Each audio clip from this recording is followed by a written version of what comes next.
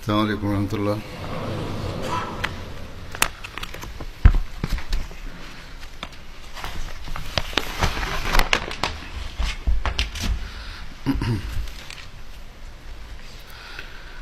أشهد أن لا إله إلا الله وحده لا شريك له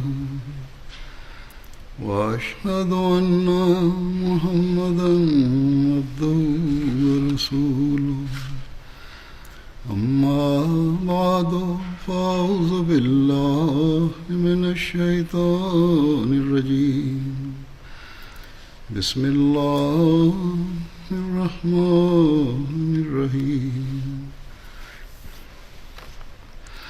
الحمد لله رب العالمين الرحمن الرحيم مالك يوم الدين إياك نعبد وإياك نستعين اهدنا الصراط المستقيم صراط الذين أنعمت عليهم غير المغضوب عليهم ولا الضالين. إنما كان قول المؤمنين إذا دعوا إلى الله ورسوله ليحكم بينهم أن يقولوا سمعنا وأطعنا وأولئك هم المفلحون. ومن يطع الله ورسوله ويخشى الله ويتقه أولئك هم الفائزون. وأقسموا بالله جهد أيمانهم لئن أمرتهم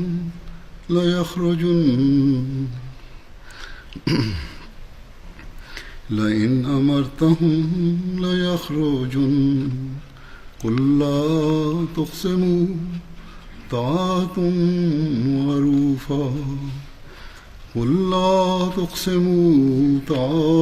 معروفا إن الله خبير بما تعملون.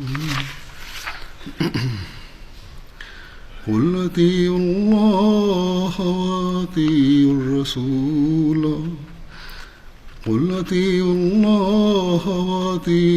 الرسول فإن تولوا فإنما عليه ما حمل وعليكم ما حملتم وإن تطيعوه تهتدوا وما على الرسول إلا البلاغ المبين.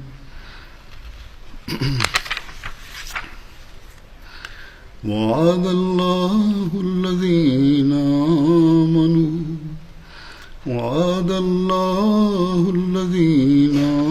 آمنوا منكم وعملوا الصالحات ليستخلفنهم في الأرض كما استخلف الذين من قبلهم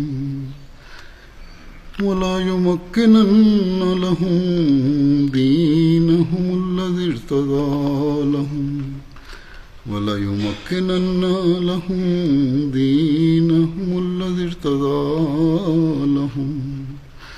ولا يبدلنهم من بعد خوفهم أمنا ولا يبدلنهم من بعد خوفهم أمنا يعبدونني لا يشركون بي شيئا ومن كفر بعد ذلك فأولئك هم الفاسقون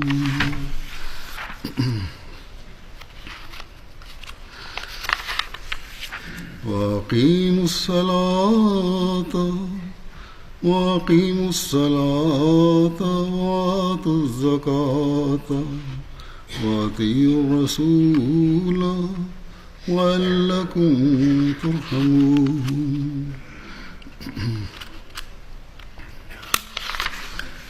لا تحسبن الذين كفروا معجزين في الأرض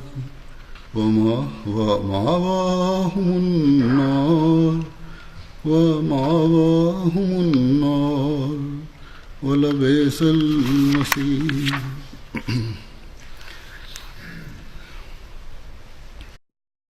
Bismillahirrahmanirrahim. Hazur kaže, ovi ajeti koje sam učio su iz sure An-Nur.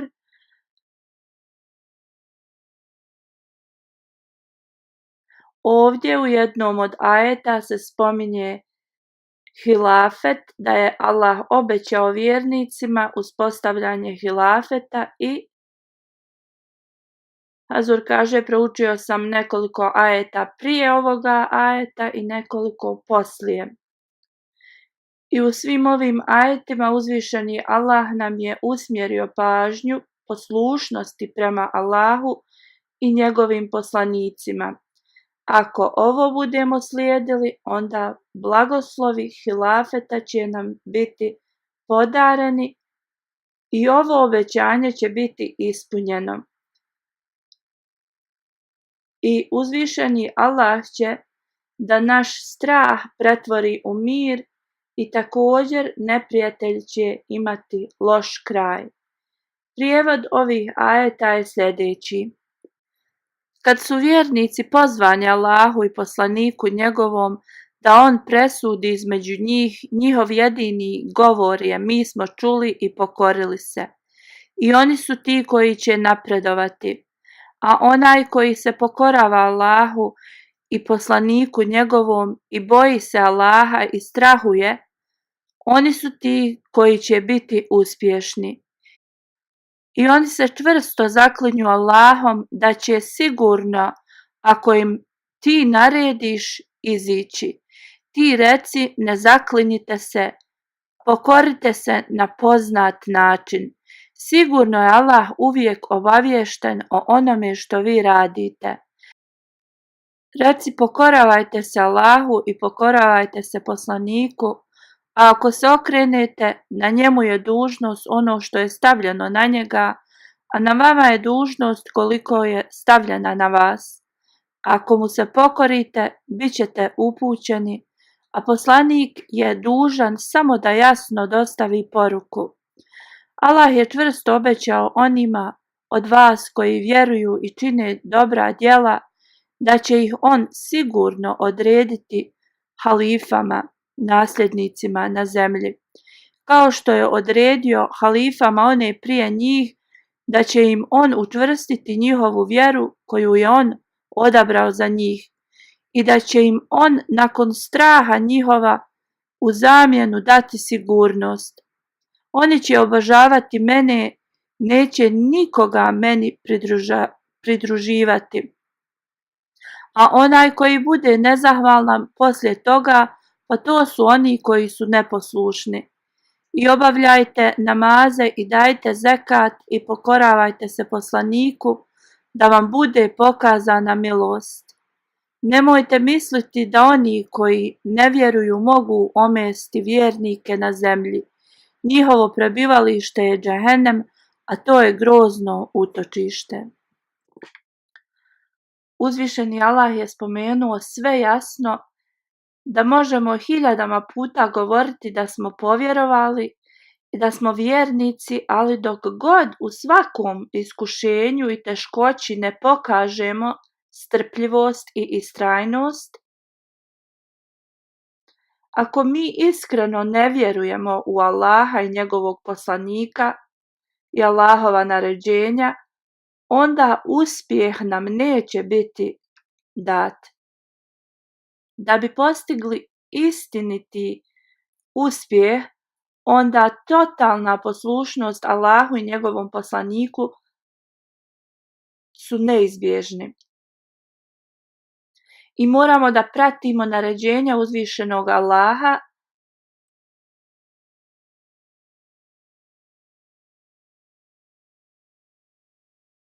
moramo da se trudimo da postignemo njegovo zadovoljstvo i moramo da imamo strah u srcima od njega, da imamo na umu da uzvišeni Allah ne bi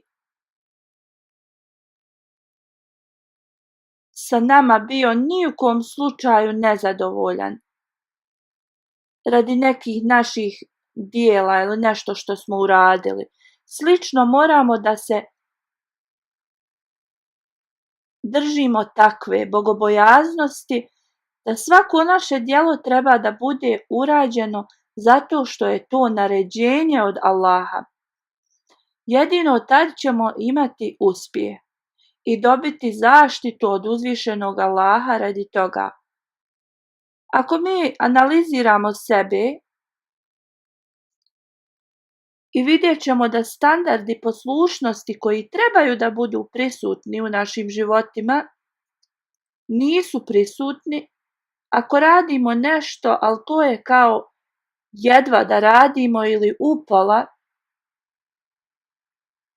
a također stvari koje nam se ne sviđaju, njih totalno ne izvršavamo i naređenja uzvišenog Allaha i njegovog poslanika ne izvršavamo, moramo biti svjesni da mnogo puta uzvišeni Allah nam je ovo spomenuo o ovome. Uzvišeni Allah nas je mnogo puta usmjeravao i našu pažnju na poslušnost, a poslušnost je direktno povezana sa hilafetom, što znači da uzvišeni Allah nam govori da institucija hilafeta, to jeste da je jedan dio naše vjere u uzvišenog Allaha i njegovog poslanika. Znači institucija hilafeta je jedan dio naše vjere. I da mi budemo poslušni prema naređenju o hilafetu.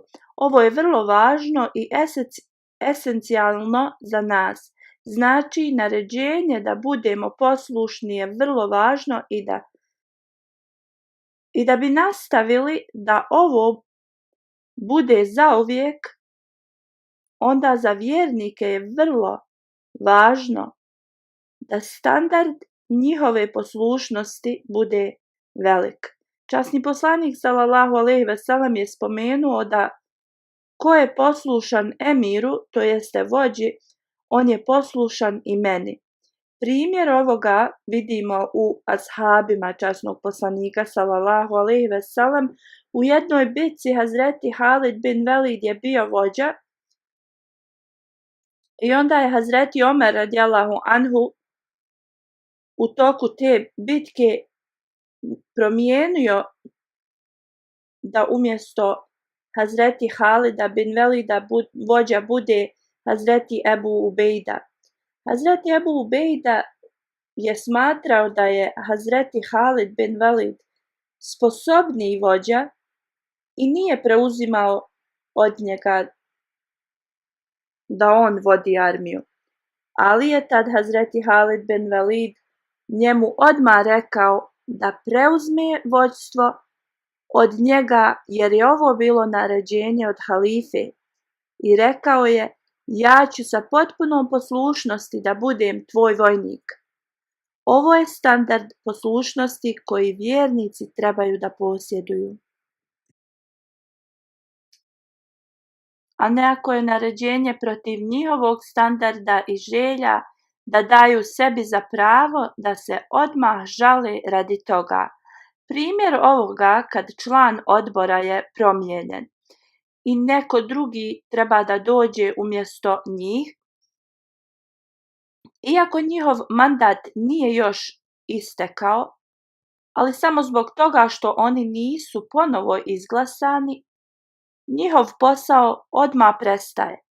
Ovakve osobe ne mogu biti poslušne i nemaju tu poslušnost, niti se ovakve osobe boje uzvišenog Allaha, niti su bogobojazni.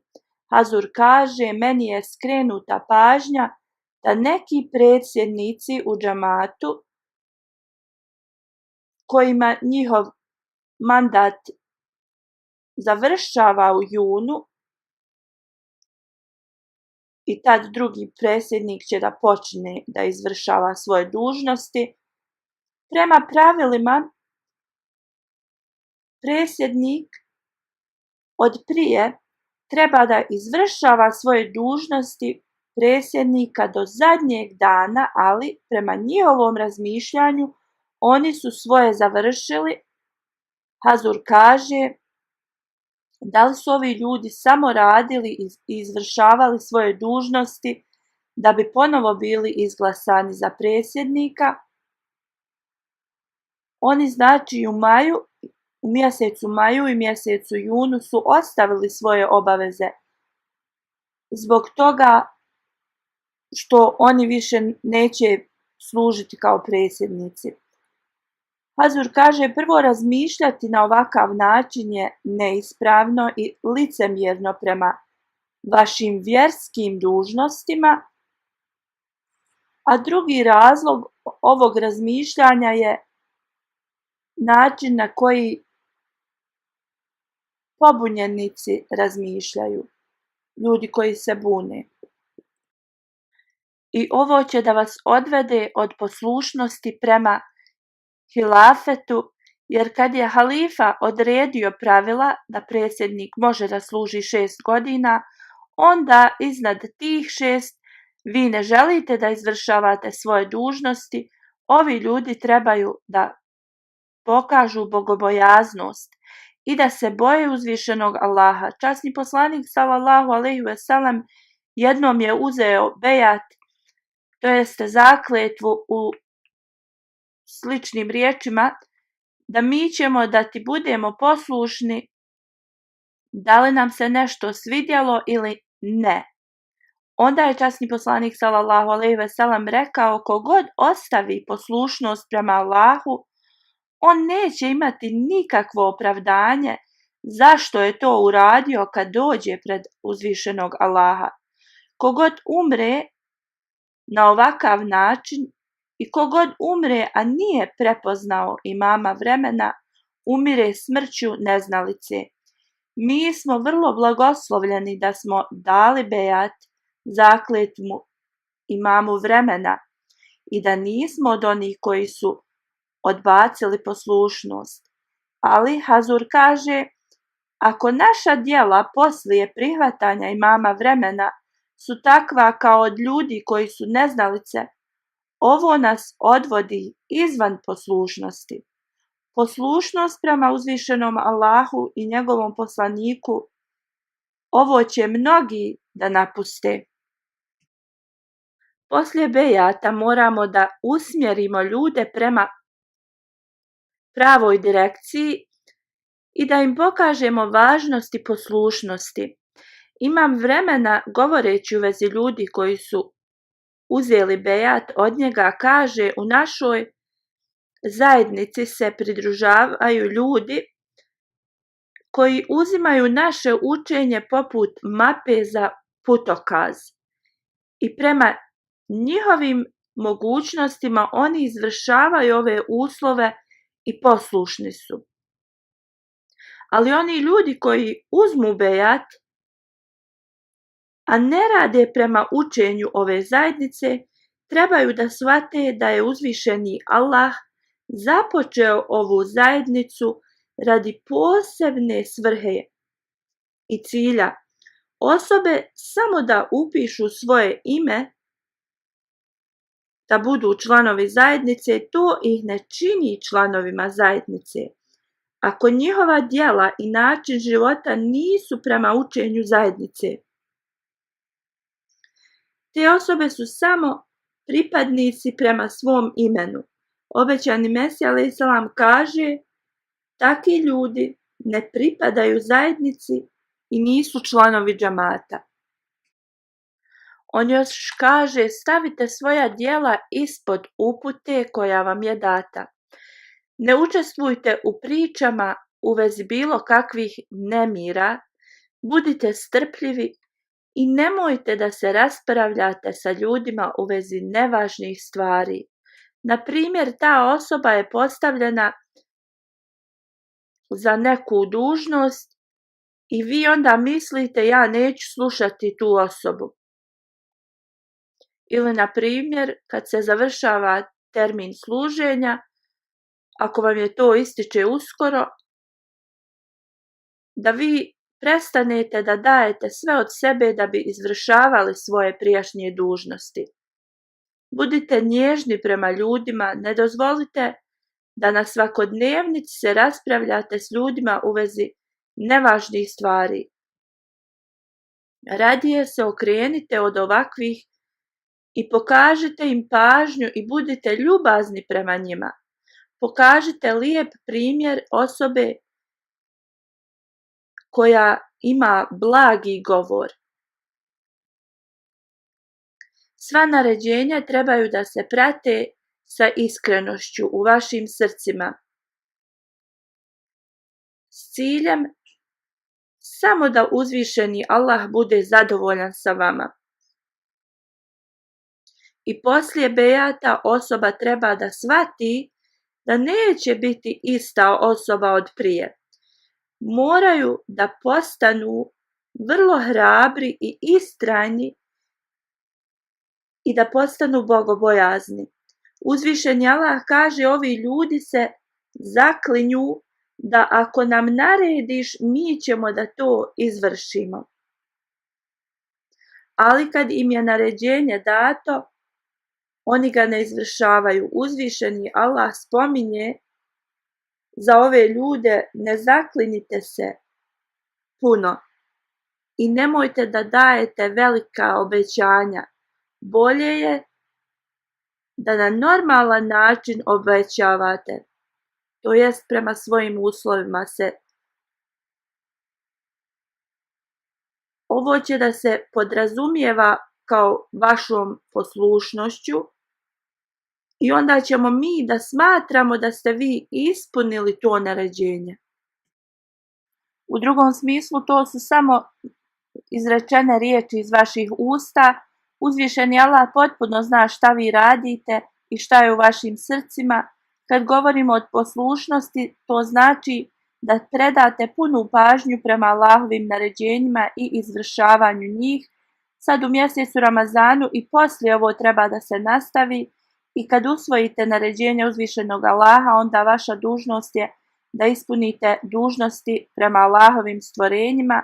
Hazur kaže, kao što sam već spomenuo, šta je obećani Mesija alejhi selam rekao: pokušajte da izbjegavate svaku vrstu iskušenja i stvari koje Allah ne voli, kao svađe, i morate da popravite svoj moral do te mjere da razlika između neahmedi i ahmedi treba da bude jasno vidljiva. Govorite istinu, ukratko da ispunjavate razna dobra djela, to vam je dužnost i ovo je poslušnost koju je uzvišeni Allah nam naredio. Časni poslanik sallallahu alejhi ve sellem i obećani Mesija alejhi selam su ovo također naredili. Hilafet i Ahmedija uvijek nam usmjerava pažnju prema ovim stvarima. 111 godina ovo je mnogo puta nam bilo objašnjeno. Slično što se tiče administrativnih stvari, potpuna poslušnost treba da bude prisutna također u religijskim i duhovnim stvarima, kao što je Hazreti Halid bin Velid nam pokazao njegov primjer. I nikad vi ne odlučujte o tome da li je ovo naređenje maruf ili ne. Šta vam je god spomenuto od Allaha i njegovog poslanika, ako je naređenje protiv ovoga, naravno da to ne slijedimo. Ali zakletva koju ponavljamo da ćemo da slijedimo halifu u svemu što je maruf, ali to ne daje nikome da ta osoba počne da izmišlja svoje interpretacije šta znači maruf. Halid bin Velid nije ništa rekao kad je usred borbe bio skinut i drugi vođa bio postavljen. Njegove ratne strategije su bile dobre i muslimani su napredovali od njih. Tad je Hazreti Omer radijallahu anhu naredio da se vođa promijeni. On nije rekao to je pogrešno i tako dalje. Radije Hazreti Halid bin Velid sa potpunom poslušnošću je počeo da se bori pod komandom Hazreti Ubejda. Kao vojnik on je ovo smatrao blagoslovom zato što je poslušao halifino naređenje, a ljudi koji su zbunjeni u vezi maruf odluka i nemaruf odluka, Hazreti Halifatul Mesih prvi je naveo u vezi ovoga i rekao: greška koju ljudi prave jeste u vezi razumijevanja šta znači biti poslušan u svim maruf naređenjima. Oni kažu da neke stvari ne smatraju maruf i zbog toga se oni ne pridržavaju ovih naređenja. On dalje kaže, ove riječi su korištene u vrijeme časnog poslanika sallallahu alejhi ve sellem, bela jas inneke fi ma'ruf, to jeste da ćemo te slijediti u svemu dobrom. Halifatul Mesih prvi kaže, sad su ljudi napravili listu u vezi časnog poslanika sallallahu alejhi ve sellem kao Bože sačuvaj lista njegovih nedostataka i kao ta im lista pokazuje maruf naređenja, a također i nemaruf naređenja. On kaže, obećani Mesija alejhi selam je spomenuo u uvjetima bejata u vezi maruf stvari koje su prihvaćene i ovo je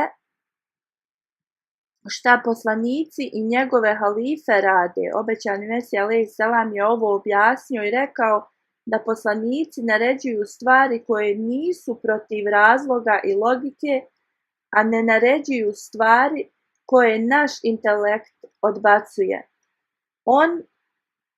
Poslanik i poslanici, oni samo naređuju one stvari koje su čiste i ispravne, a loše stvari odbacuju. Uzvišeni Allah spominje ovo u časnom Kur'anu i časni poslanik sallallahu alejhi ve sellem također, i nama je jasno objašnjeno između stvari koje su loše i koje su dobre. Oni ljudi koji slijede Allaha i njegovog poslanika, oni će biti spašeni. Uvijek zapamtite da hilafet, to jest halifa, uvijek radi prema šerijatu i sva naređenja koja on daje su prema šerijatu. Uzvišeni Allah je rekao, ako budete poslušni, onda ćete biti upućeni na ispravnom putu. Ne postoji nikakav drugi spas osim ovog.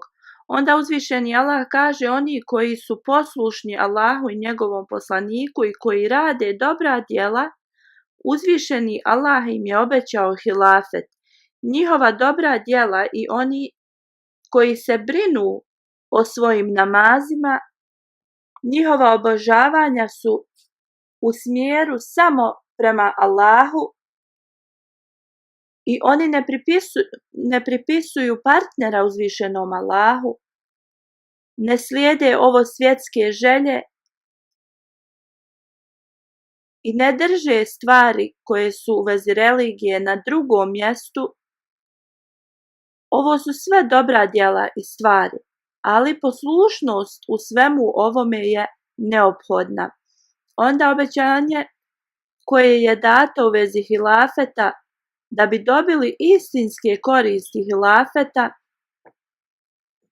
onda ne samo da morate da zaštitite svoje namaze i da odbacite ovo svjetske želje i širk, morate da pokažete totalnu poslušnost halifi vremena.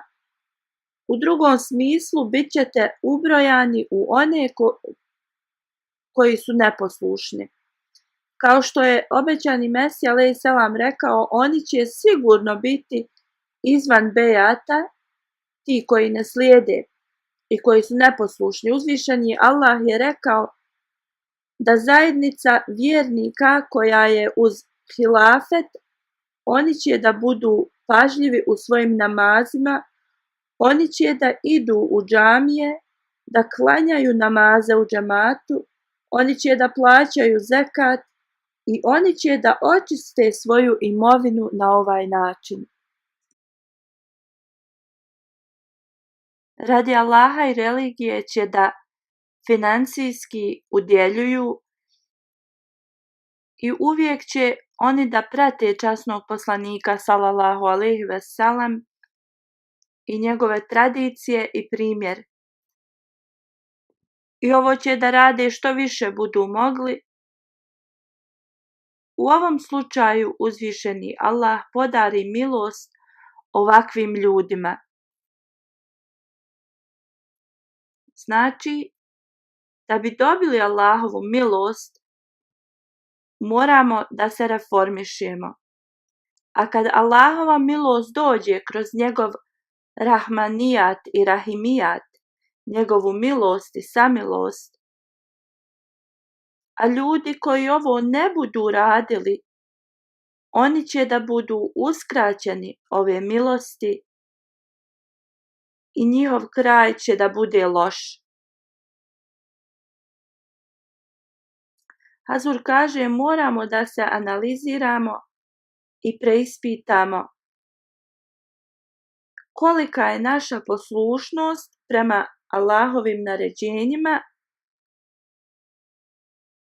kakav je kvalitet naših namaza i naših dobrih djela. I ovo je nešto što svi mi moramo da uradimo pojedinačno. Hazur kaže, sad ću da predstavim šta je Muslim Maud radijallahu anhu nekoliko puta rekao u vezi kakvo je stanje bilo naše zajednice kad je obećani Mesija a.s. preminuo. Stanje ljudi u tom vremenu je bilo vrlo zabrinjavajuće, oni su bili zabrinuti i bili su u velikoj tugi. On govori o cjelokupnom stanju i situaciji u to vrijeme i također govori o uspostavljanju hilafeta. On kaže, neprijatelji su bili vrlo sretni kad je obećani Mesija a.s. preminuo, ali poslije su bili postiđeni kad je Hazreti Halifatul Mesih prvi bio izabran za halifu. Oni koji su bili oponenti Ahmedijata, protivnici Ahmedijata, živjeli su u želji da dočekaju da se džemat raspadne, ali uzvišeni Allah se pobrinuo za ovu grupu vjernika i on je pretvorio njihov strah u mir. Hazur kaže, predstavit ću neke historijske detalje koji su vrlo važni da omladina ojača svoju vjeru i vrlo su važni za svaku osobu radi historijskih važnosti.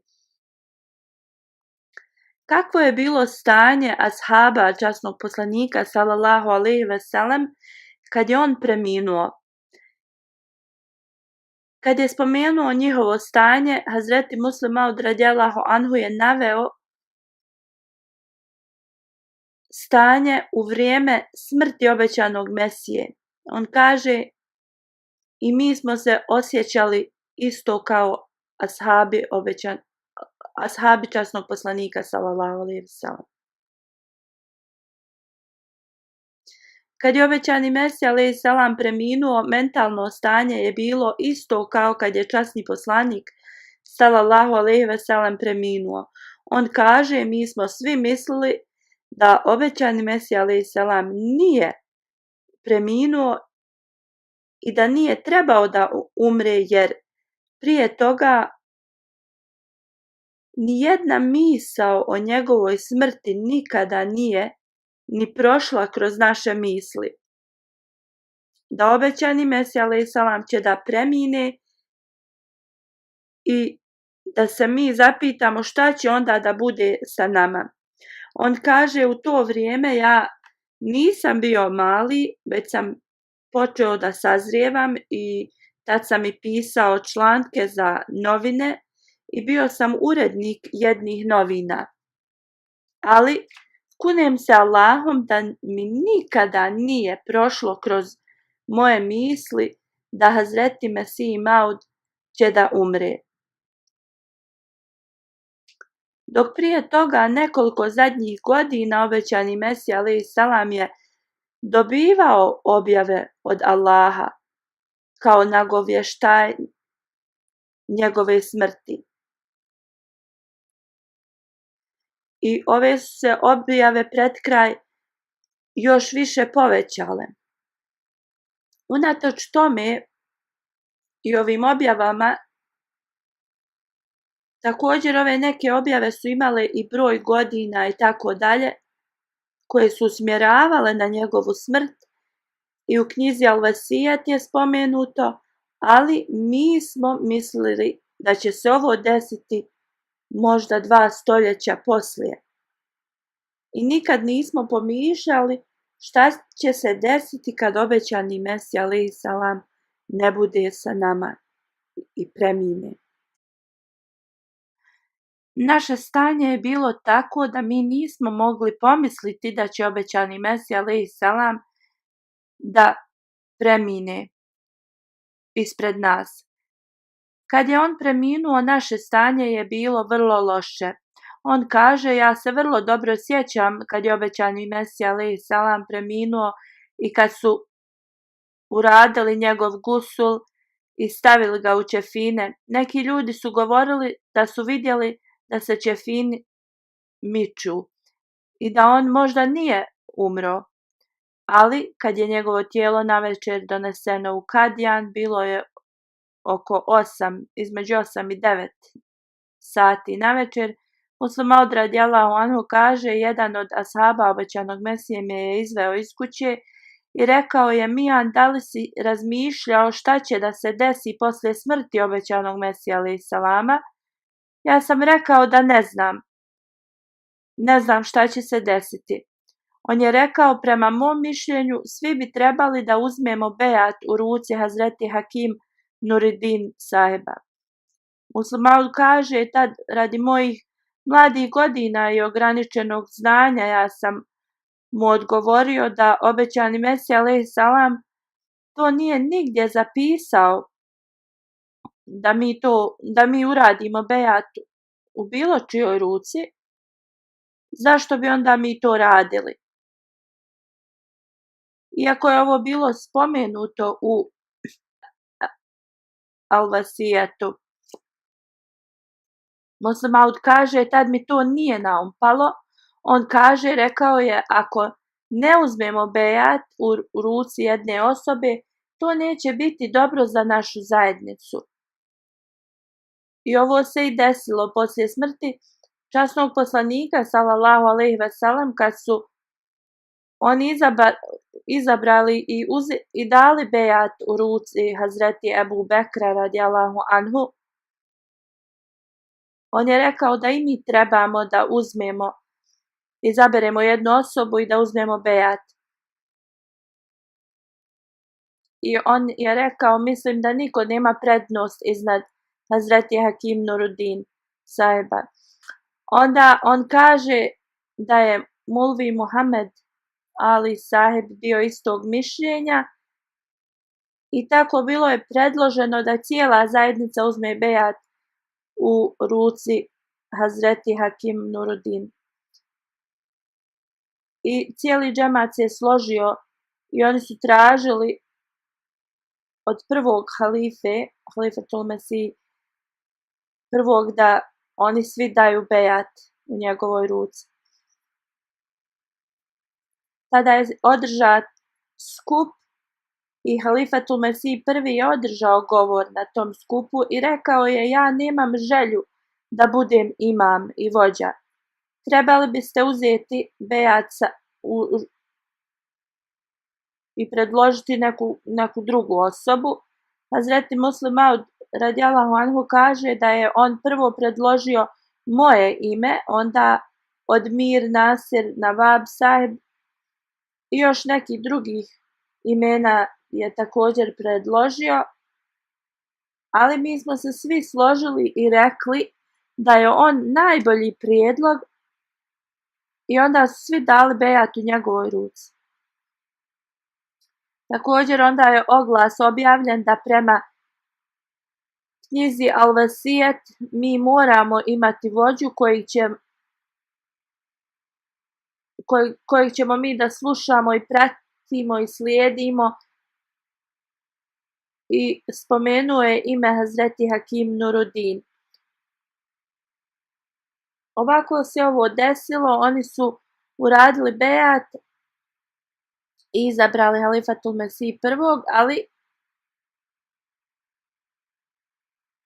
oni tu mnogi tad nisu imali ispravan nijet, to jeste nisu imali pobožnost prema hilafetu.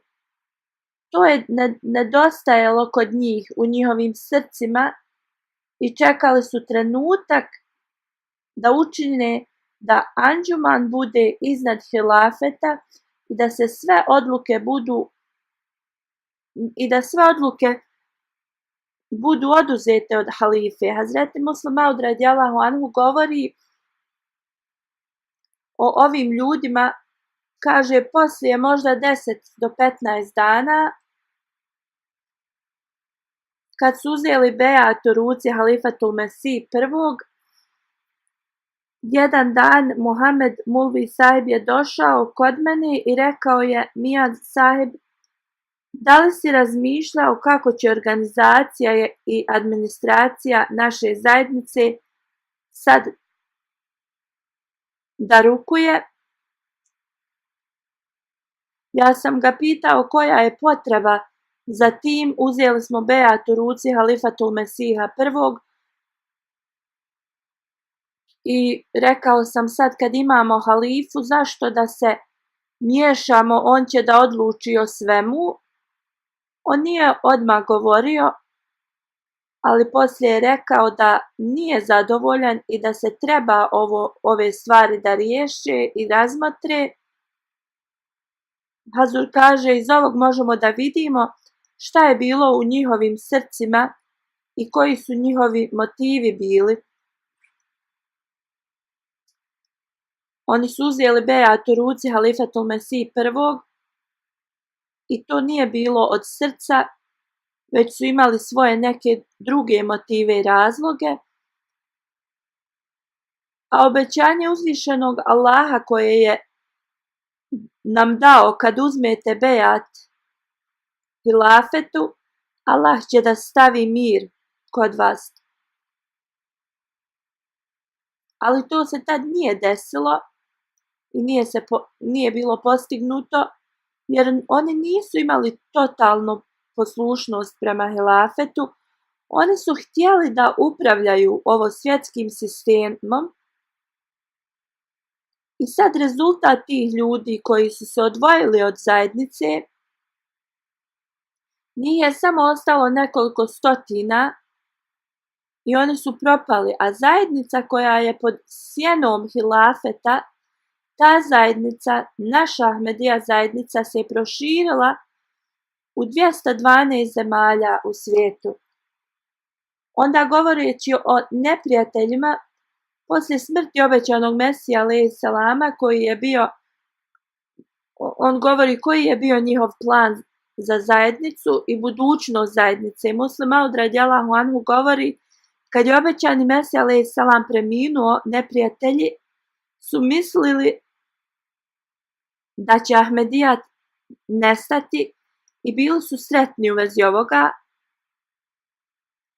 Mislili su da neće biti nikakvih dešavanja ni napretka i tako dalje, ali kad su vidjeli da se zajednica i dalje širi i napreduje, i da se velika žrtvovanja u svakom pogledu da su se raširila, onda su isplanirali nešto drugo. Rekli su da je Hazreti Hakim Nuruddin Sahib vrlo učevan čovjek i da cijeli uspjeh zajednice je na njemu. I također u toku života obećanog Mesija alejhi selama, Mulvi Sahib, kao da se on brinuo za sve, iako ime Mirza Sahiba je spominjato, Mulvi Sahib je bio taj koji je izvršavao sve. Ovako je bilo njihovo mišljenje, njihovo stanje i ti ljudi su govorili da ova zajednica funkcioniše samo radi Hazreti Hakim Nuruddin Sahib. I da onda poslije smrti obećanog Mesija alejhi selama, kad su vidjeli da zajednica i dalje napreduje još više, onda ova druga grupa iz Lahora, oni su rekli, pošto je sve Hakim Nuruddin izvršavao, onda poslije smrti obećanog Mesija alejhi selama, Hazur kaže da je neki učenjak iz Ehli Hadis zajednice rekao: sad ste otkriveni, jer časni poslanik sallallahu alejhi ve sellem je rekao da poslije poslanstva dolazi hilafet i vi govorite da poslije poslanstva nastavlja se hilafet. Sad vi imate hilafet i vi govorite engleski i vi nećete zadržati taj hilafet. I neki ljudi su rekli, kad je telegram došao, u to vrijeme telegram se koristio, to je bio način komunikacije, dok danas u sekundi vijesti dolaze. U svakom slučaju telegram je stigao 2-3 dana poslije dešavanja. Taj telegram je glasio da je džemat dao bejat u ruci Hazreti Hakim Nuruddin, halifatul Mesih prvog, i da je on halifa. Ahmedi su mu rekli da je tom učenjaku da je hilafet uspostavljen. On je onda rekao, vidjet ćemo kad Hakim Nuruddin premine, da li će se hilafet nastaviti. Onda je telegram opet došao da drugi halifa je bio i bejat je dat u ruci Muslim Mauda, ali ovi ljudi su i dalje bili ljubomorni i zavidni. Iako oni kažu da ovo izgleda kao znak od Boga, misli na hilafet, ali oni radi svoje ljubomore ne mogu da prihvate hilafet. Uzvišeni Allah je dao uspjeh zajednici koja je ostala uz hilafet i zajednica se širi i napreduje širom svijeta. Članovi su lojalni hilafetu. Oni koji su bliski sa hilafetom i zajednicom, uzvišeni Allah im daje uputu i također uzvišeni Allah pokazuje drugima put prema zajednici. A kako to uzvišeni Allah radi?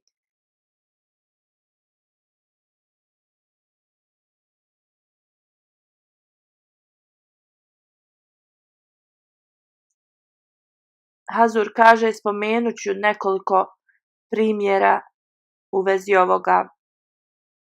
Kao što je taj mula rekao, praktični znakovi su s vama. Praktični aspekt je taj da smo mi ljudi koji su iskrene sluge časnog poslanika sallallahu alejhi ve sellem.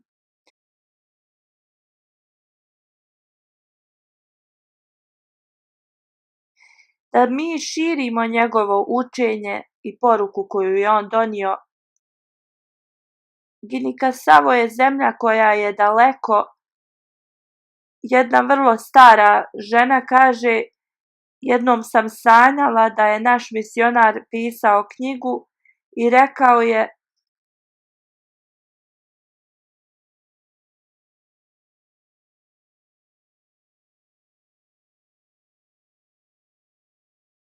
tvoj spas je u njoj.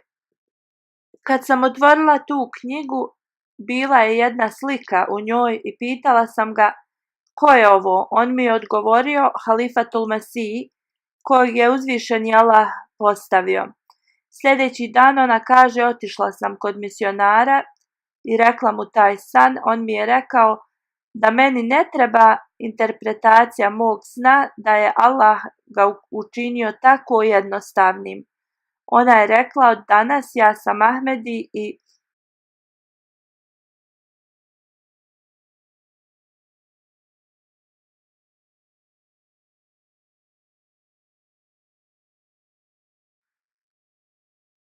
Ahmedi hilafet je postavljen od Allaha. Uzela je bejat i vrlo je aktivna u zajednici. Ona daje finansijska žrtvovanja i vrlo je hrabra da radi tablik.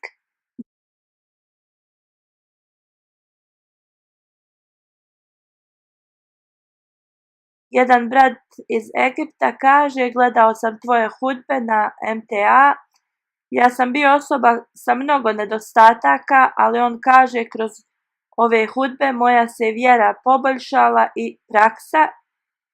I ovaj hilafet je taj jedini hilafet koji će da nas učini da mi se poboljšamo. Hazur kaže, slično postoje mnogi drugi primjeri kako uzvišeni Allah upućuje razne ljude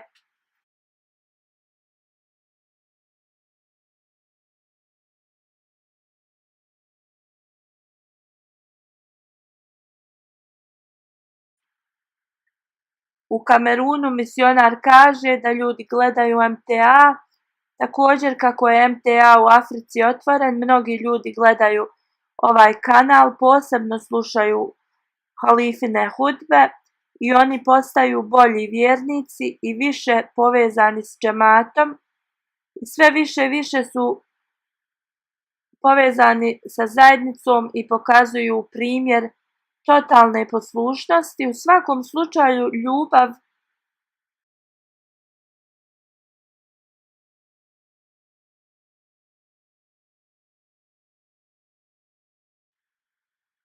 i poslušnost prema hilafetu, to uzvišeni Allah podari i daje ljudima. Dok god poslušnost ostane prema hilafetu, onda Allah će da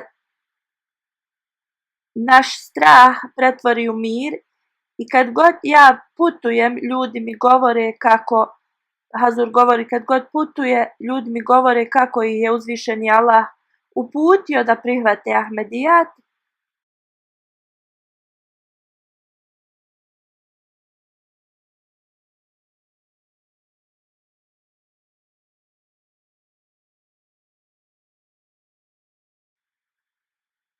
I da oni imaju jaku vezu s hilafetom i da u to vrijeme kad su bili vrlo zabrinuti, ali su ostali uz hilafet i bili su poslušni Allahu i njegovom poslaniku, to im je pomoglo.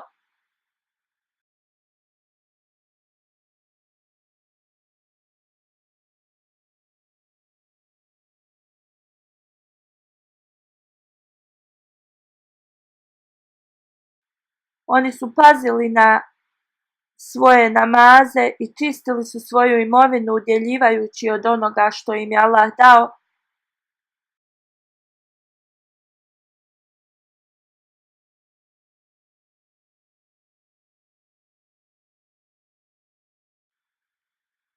Oni su ostali poslušni i ako Bog da, ovo su ljudi koji će dobiti Allahov blagoslov.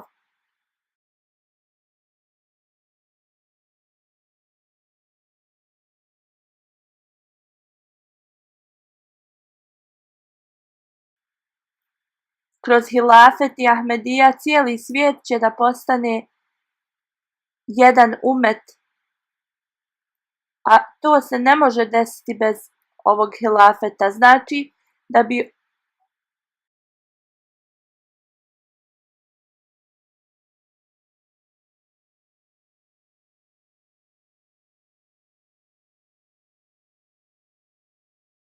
Da bi ovo postigli i dobili blagoslove uzvišenog Allaha, svaki član džemata treba da se moli za ovo, da uzvišeni Allah nastavi da nam daje svoje blagoslove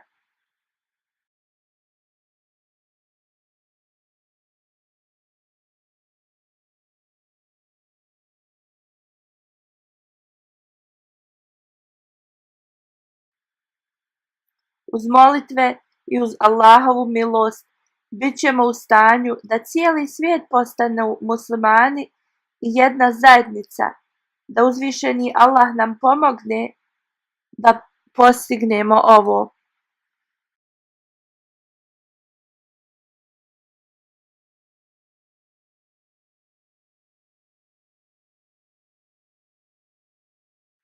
Hazur kaže na zadnjoj hutbi koja je bila u vezi otvaranja Mubarek džamije, zaboravio sam da spomenem da kad se kamen temeljac stavljao za ovu džamiju, ja sam tad bio u Kanadi.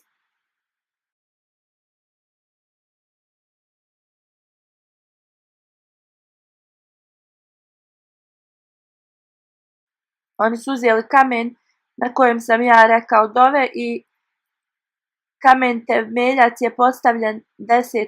oktobra 2016. godine. Usman Čini sahib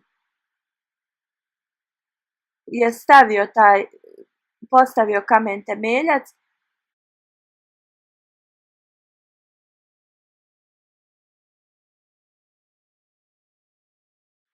i tad je izgradnja džamije počela. Poštovani Usman Čini sahib je postavio kamen temeljac i na ovaj način možemo da kažemo da je ovo dio kineske nacije, da je ovdje i da uzvišeni Allah podari da proširimo poruku mira i u Kinu, što je bila velika i najviša želja Čini sahiba. Moramo da se molimo da Allah uzdigne njegov status na ahiretu i da ljudi Kine prime islam, da nam uzvišeni Allah pomogne u ovome. Amin.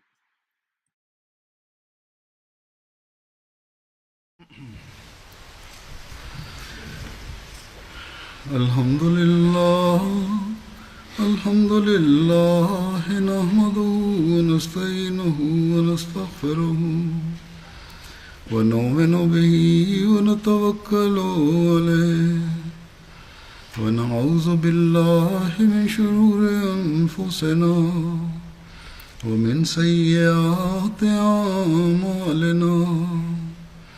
من يهده الله فلا مضل له ومن يضلل فلا هادي له ونشهد أن لا إله إلا الله ونشهد أن محمدا عبده ورسوله. عباد الله رحمكم الله، إن الله يأمر بالعدل والإحسان وإيتاء ذي القربى وينهى عن الفحشاء والمنكر والبغي يعظكم لعلكم تذكرون. اذكروا الله يذكركم وادعوه يستجب لكم ولذكر الله أكبر.